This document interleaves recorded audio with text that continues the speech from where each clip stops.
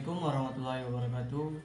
Saya Juanda dari program studi ilmu pemerintahan dengan NIM 22102055. Di sini saya akan menjelaskan tentang materi kelompok sosial yang berkaitan dengan kehidupan kita. Langsung saja saya akan membahas dengan pengertian kelompok sosial. Sebagai makhluk sosial, manusia membutuhkan interaksi dengan sesamanya. Kebutuhan interaksi ini merupakan kebutuhan mendasar yang jika tidak dipenuhi manusia bisa merasakan jenuh bahkan sampai stres. Kita lihat dari pandemi COVID-19 sampai sekarang, banyak laporan menyebutkan tingkat stres di Indonesia meningkat. Keterbatasan interaksi sosial yang mendadak menjadi salah satu sebabnya. Kelompok-kelompok sosial yang berkurang dan jarang berkumpul itu akan susah untuk berinteraksi. Yang pengertian kelompok sosial lainnya ialah gambaran yang benar-benar dapat diidentifikasikan karena keterbatasan kata, diksi, dan metafora. Namun dengan definisi, setidaknya kita bisa memahami sesuatu yang mendekati kelompok sosial yang sebenarnya. Berikut ini merupakan pendapat ahli mengenai kelompok sosial. Menurut Surjono Sukanto, kelompok sosial sebagai kesatuan atau himpunan manusia yang hidup berdampingan karena memiliki hubungan yang timbal balik, saling mempengaruhi satu sama lain. Kedua, George Human, kelompok sosial sebagai kumpulan individu yang saling berinteraksi, melakukan kegiatan dan memiliki perasaan yang mendorong membentuk sesuatu terorganisasi secara menyeluruh, saling timbal balik. Ketiga, Paul B. Horton dan Chester Elham, kelompok sosial sebagai sekumpulan manusia yang sadar keanggotanya sebagai makhluk sosial kemudian saling berinteraksi satu sama lain. Proses terbentuknya kelompok sosial. Makhluk sosial sebagai makhluk hidup mendorong manusia untuk berinteraksi dengan sesama. Mereka saling membutuhkan satu sama lain. Karena sifat dasar tersebut, interaksi menjadikan mereka berkumpul, membuat kelompok baik terorganisir atau tidak, lalu memulai kegiatan di dalamnya.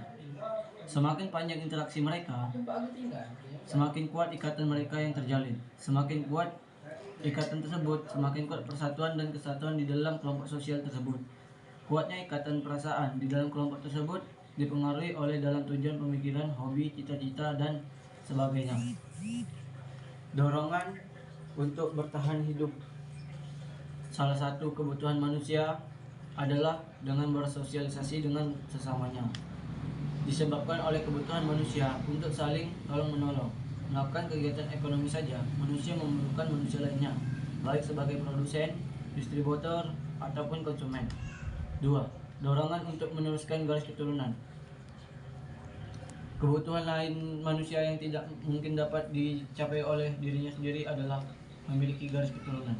Untuk mempunyai keturunan, seseorang harus menikahi lawan jenisnya.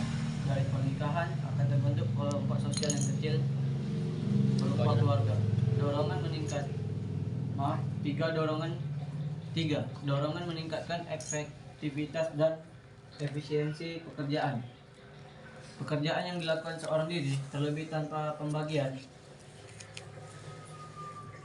tugas dan manajemen yang baik dalam sebuah keluarga. Seorang ibu harus mencari nafkah, membereskan rumah tangga, mendidik anak, memasak, dan lain-lain.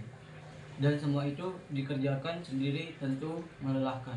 Tidak ada efektivitas, efisien, dan pembagian tugas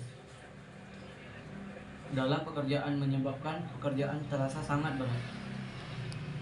Terus hingga terbentuklah bermacam-macam kelompok sosial. Ada yang berdasarkan hobi, ada yang berdasarkan cita-cita, ada yang berdasarkan pemikiran, bahkan ada yang berdasarkan kesamaan nasib. Mereka membentuk kelompok sosial untuk saling menguatkan satu sama lain. C. Kelompok sosial versus kelas sosial. Kelompok sosial berbeda dengan kelompok kelas sosial. Jika kelompok sosial tersebut secara alami karena adanya ikatan perasaan dan kebutuhan. Kelas sosial tercipta karena adanya perbedaan tingkah antara manusia satu dengan manusia lain. Kelas sosial pada umumnya muncul karena adanya pihak yang menganggap diri atau kelompoknya lebih tinggi atau lebih rendah dari yang lain. Macam-macam kelompok sosial.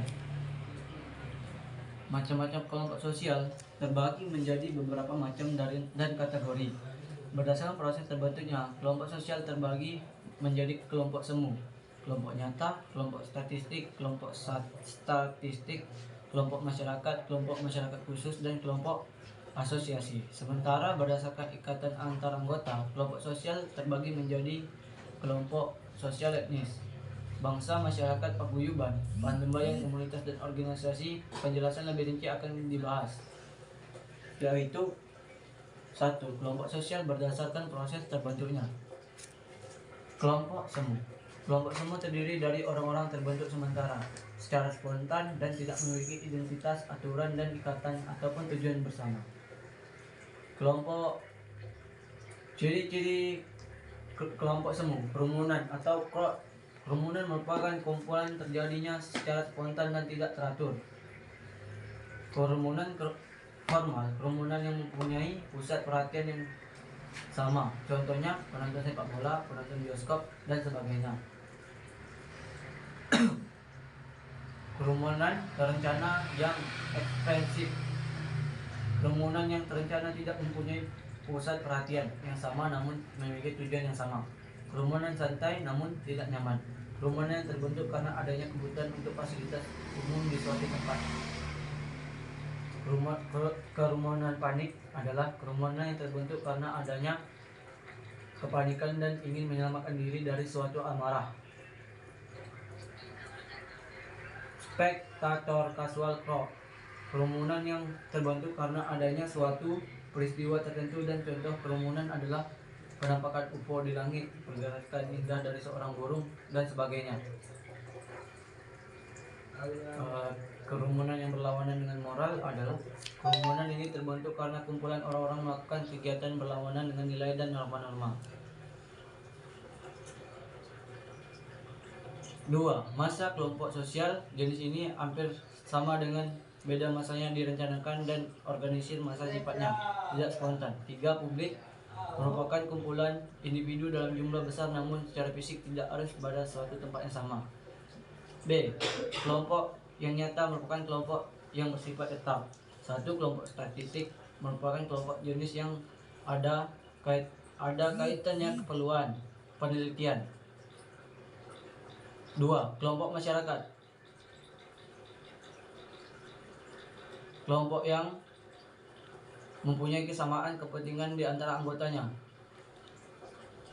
3. Kelompok masyarakat khusus, kelompok ini terdapat ada kesamaan yang khusus dan lebih spesifikasi di antara anggotanya.